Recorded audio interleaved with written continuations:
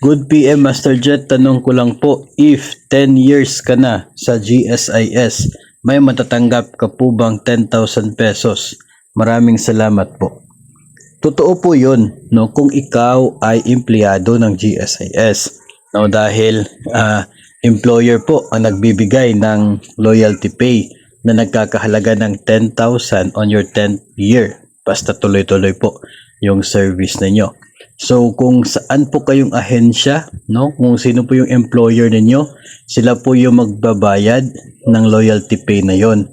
So if ever nag-transfer ka from one agency to another pero hindi po naputol yung service, no, tuloy-tuloy lamang po, no, continuous service for 10 years. So kung saan pong ahensya ka as employee noong nag-celebrate ka ng inyo pong 10th year anniversary, sila po ang magbabayad, hindi po ang GSIS. No, so tandaan po natin yan, hindi po si GSIS ang nagbabayad ng loyalty pay. Maliban na lamang siguro kung empleyado ka talaga ng GSIS, kasi of course, responsibilidad nila yun as the employer.